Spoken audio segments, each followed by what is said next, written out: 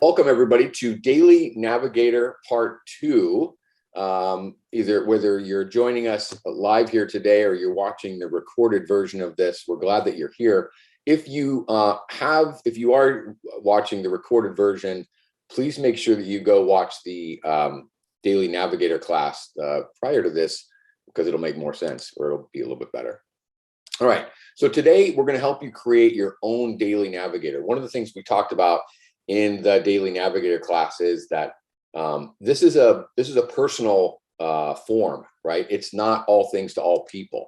So we want to make sure that it's because it's a list that you want personalized to you. We want to make sure that we've got the right things on the list for you to choose on a daily basis.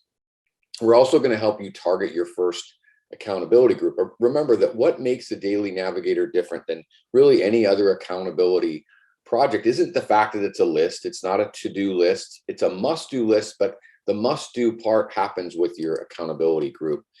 And we're going to teach you how to get the most out of your Daily Navigator. So creating your own Daily Navigator is really made up of 4 different categories.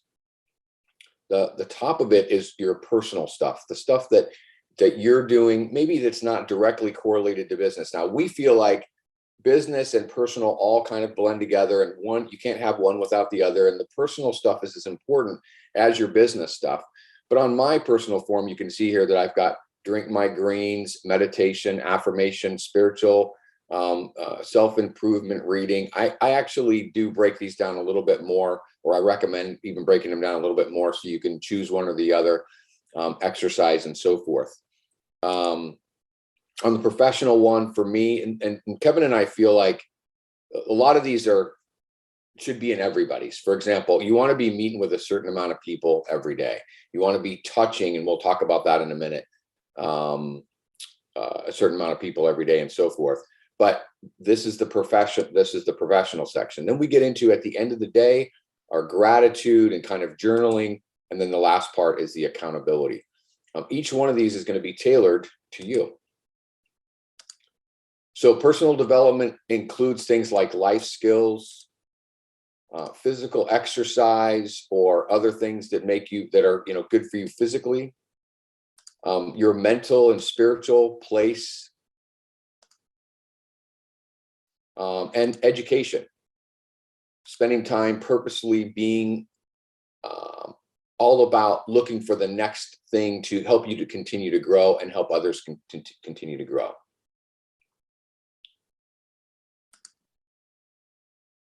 So what are the behaviors that you want to add to your life, or things that you want to make sure that you do more often? So take a minute.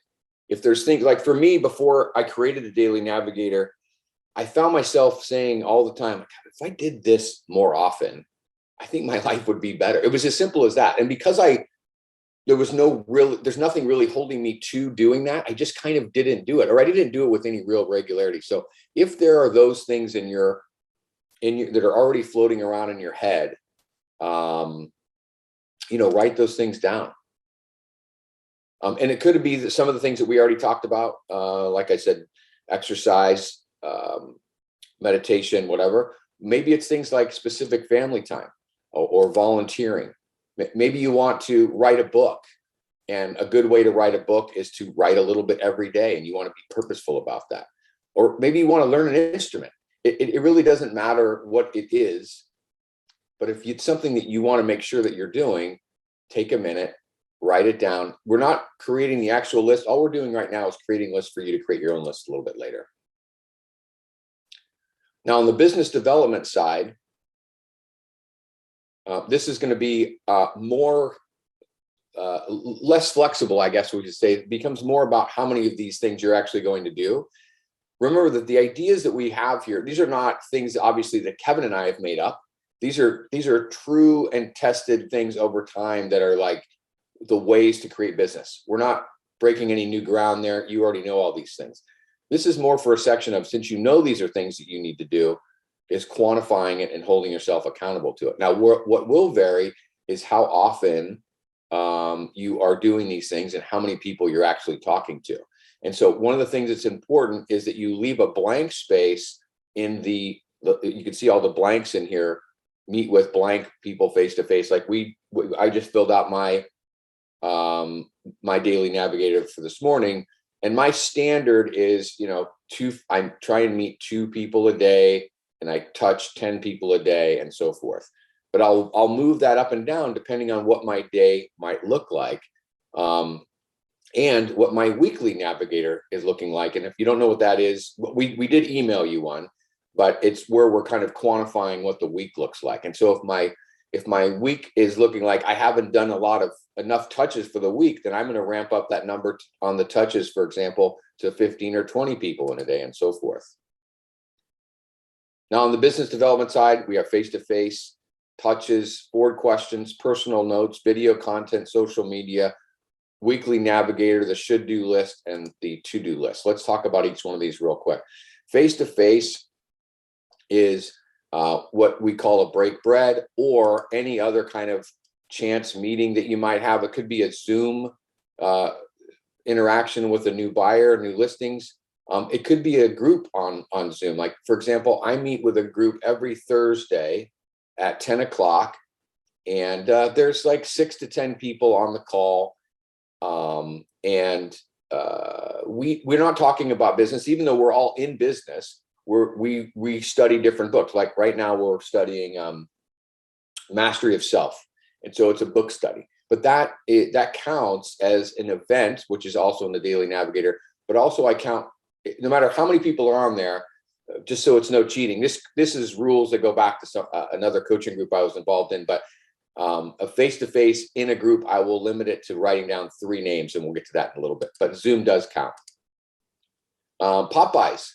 I'm not a big pop-by person, but a lot of people, that is part of their whole thing. A pop-by is when you just stop by people's offices or homes, maybe give them a gift or just say hello. That certainly counts. Chance meetings on purpose. One of the things I love to do, if you don't do this, it's great, especially if you live in a smaller town, is go to your local coffee shop and just hang out, have coffee, do your work there instead of at your office. And, friends and people that tend to pop by. It's a great opportunity to have a conversation. We already talked about events. Now, touches are the more traditional, right? Phone call. Now we have texting and emailing. What's important here is that you're being honest with yourself, that your interaction is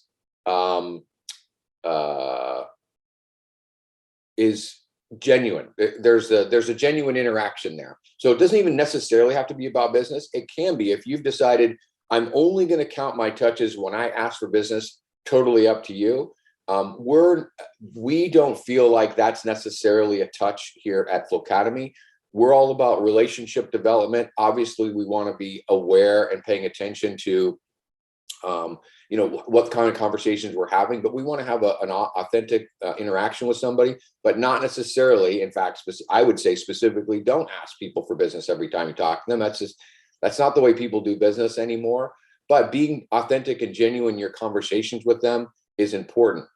It doesn't have to be go on and on. Really, what we want to make sure is that you're top of brain for them. So it could be as little as a text communication, or as much as a phone call, checking in and having Ford conversations. By the way, next week I think we have Kevin teaching the Ford class, which we'll get into a little bit, but it's basically a plan on how you interact with people and developing relationships with your communication with them, either in person or on the phone.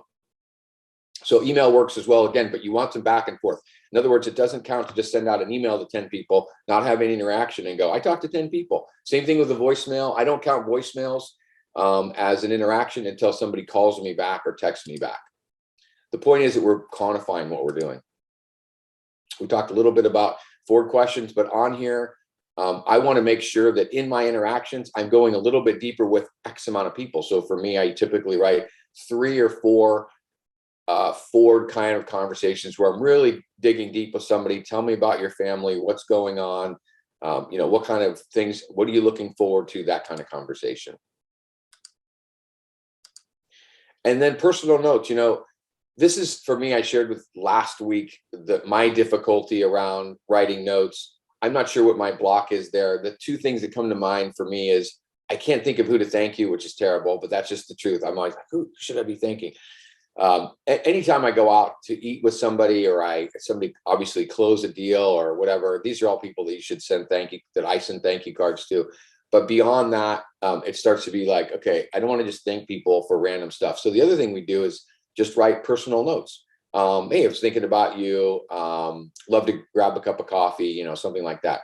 It's the handwritten note that they receive in the mail that will set you apart from other people. Something that you took the time to write down, put a stamp on, go to the mailbox and put it in.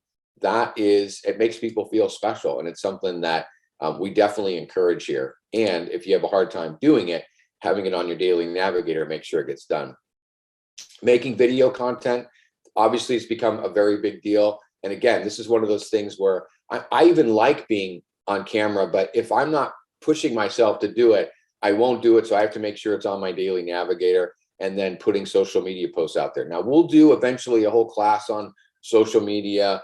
What this is not about is putting real estate posts every time you are posting on social media. It's definitely, because we're in a relationship business, I would say the ratio is somewhere like 8-to-1, that you want to do, 8 personal posts, or kind of coming from contribution, interesting stuff, and then maybe something about real estate. Hey, I just closed a deal, or here's something that you may not know about our real estate market, or something like that.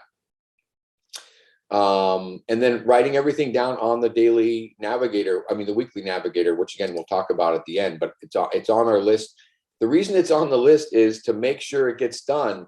Part of the way, again, this whole thing came about was, at one point I was in a class where we had a similar form, and I just wouldn't take the time to write down who I spoke to, or, what break breads I had, or whatever. And then eventually I would be, having to turn in this homework a couple weeks later, and I would have to be recreating it. And then, out of fear of getting in trouble for not doing my work, I was literally making things up, which is totally embarrassing and silly, because why am I doing that? But the whole reason the daily navigator's on there, or the weekly navigator filling it out, is that you're saying, hey, here's the things I really did do today. I want to make sure that gets done. It also helps you keep track, obviously, if you're doing it daily, of what still needs to be done for the week.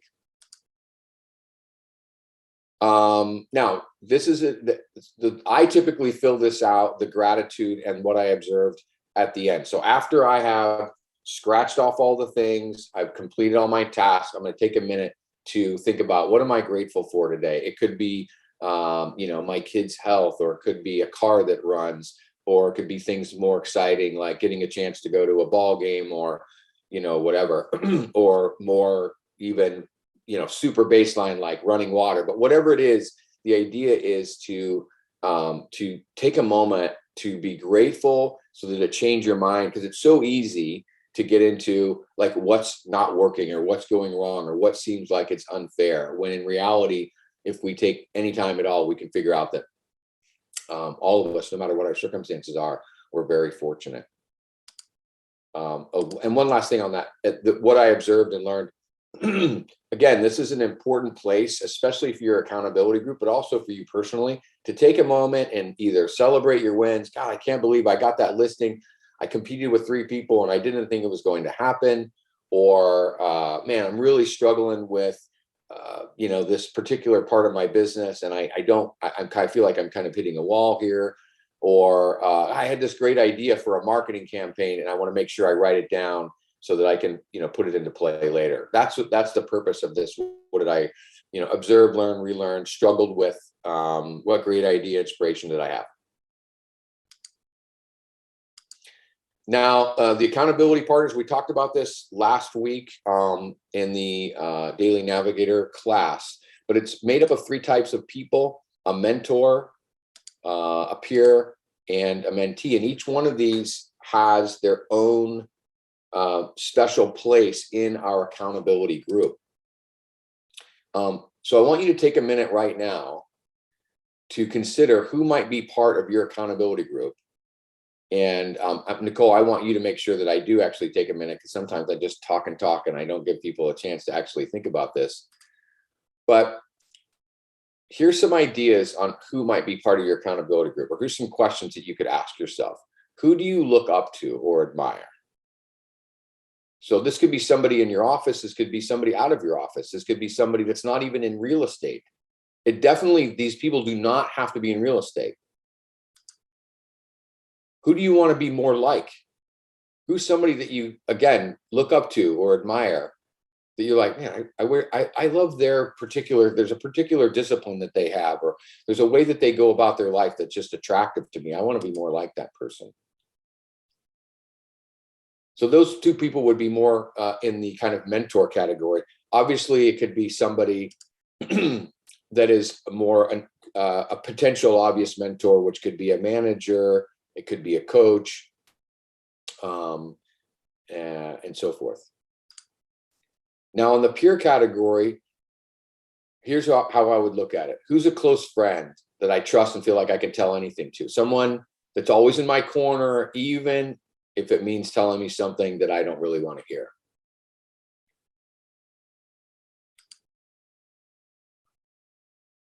They also might be a great cheerleader. Now, any of these people could be a great cheerleader for you, but part of this for me is having somebody that's like, way to go, well done. You know, like that's a big part of their job. And it doesn't have to be a huge job, by the way, but a like, an exclamation point, a well done. Knowing that that's at the end of the daily navigator for me is it has a lot of value. So here's another way to think about who might be on there. Who do you want to know how hard you're working to get things done? This could be a spouse. This could be a partner. This could be your own kids. Could be on your accountability list group. Excuse me. And then who do you want to be a good example to? Obviously, this would be a mentee, somebody that you feel like you maybe you've met in your office or some other organization that you're into, and you're like, I like this person. I want to see what I can do to be helpful to them. It also could be your children.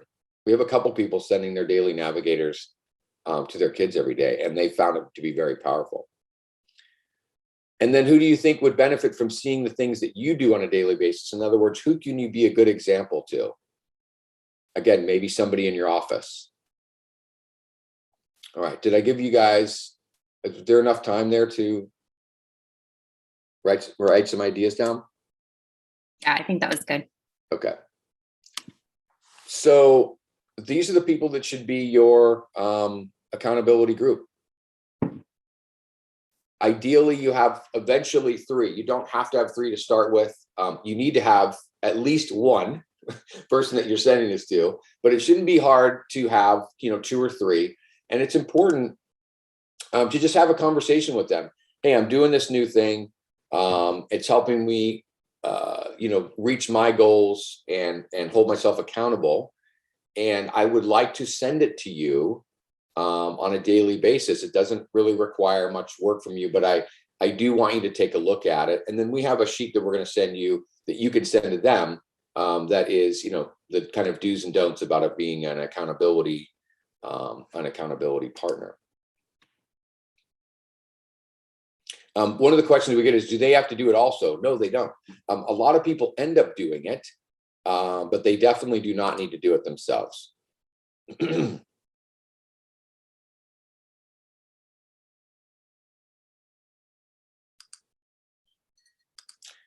Okay, the weekly navigator, you should have received this in your email.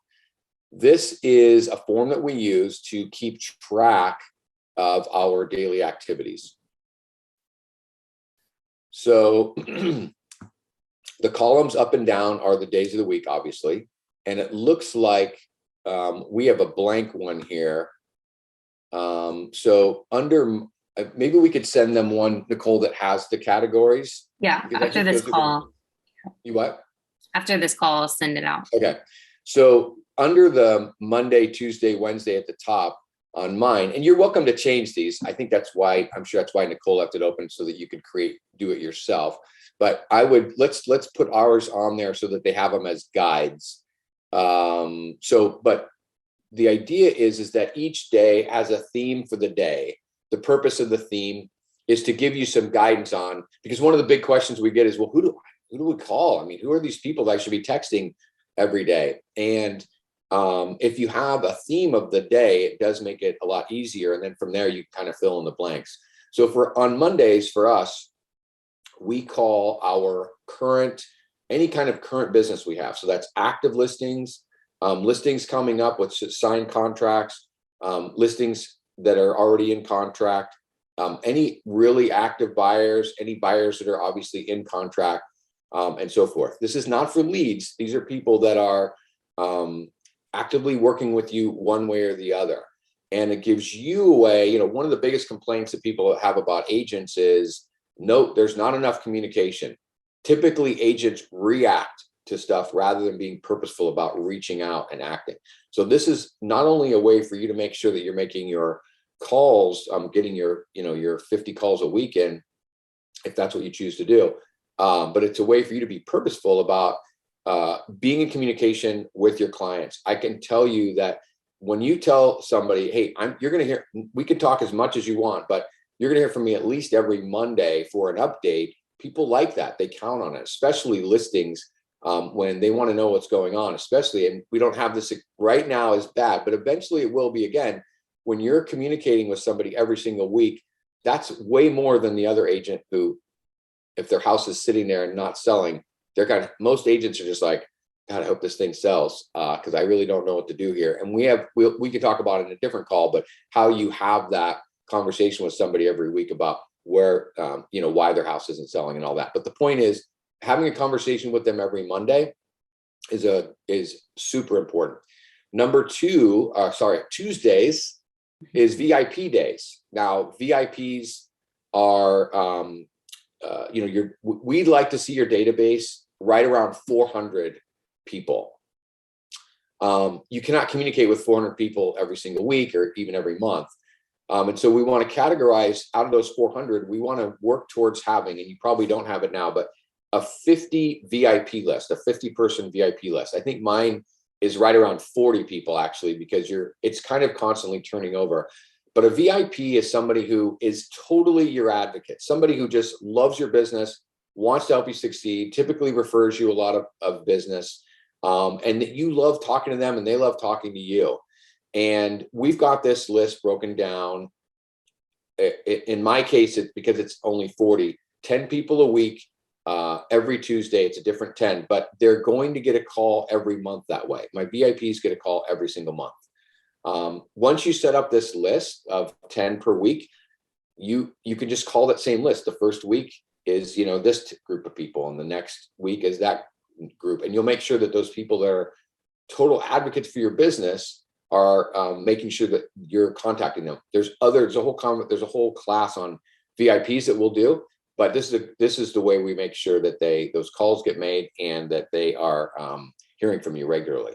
Wednesdays is for old leads and new leads. One of the most common things for agents to do is we go to all this trouble to create and find these leads, and then we don't put them anywhere that we can follow up with them, and we don't follow up with them. And so at the very bottom of this weekly Navigator is the lead tracker. So as you go through and you're making your calls, you write down the lead that you got, any kind of information you can grab, phone, email, and so forth, where that came from, what are they doing, and how hot is the lead. So then on Wednesdays, you go back and you keep these weekly Navigators and you circle back on not only your new leads, but also your old leads, making sure that you've followed up with them the right amount of times and that they know that you're there, that you're ready to help them. Thursdays is letter of the week. Letter of the week is for the other 350 people that are not the 50 of your VIPs. And again, these numbers, everybody's different. If you have 100 people in your database, or if you have 600, the math is still the same in terms of what we're doing on Thursdays. Thursdays, we're going to call the letter that's associated with that week. So the first week of the year is A, the second week of the year is B, and so forth. There's 26 letters in the alphabet, 52 weeks in the year. So what ends up happening is that everybody gets a call from you at least twice a year. Now, that's not the only interaction they're having, but this is, again, a way of being purposeful about making sure that people are continuing to hear from you and that you are top of brain. Each day is filled out every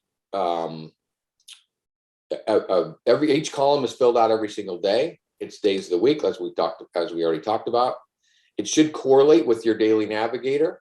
So as you're going through your week, if you, for example, on Monday only made 4 calls, Tuesday you might think about making 15 calls or touches. Now, the other thing is we don't want any repeats in each category. So under the touches, all the names, the 50 names in there should be 50 different names, right? These are 50 different conversations.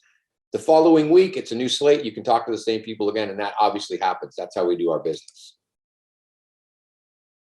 And then it gets filled out. And if you know what I should have had on here a slide, but it gets filled out and sent at the end of the day. I think I did have this on the last class that we did, where not only do I send out at the end of the day my daily navigator, but I also send out my filled out weekly navigator just for the 1 week.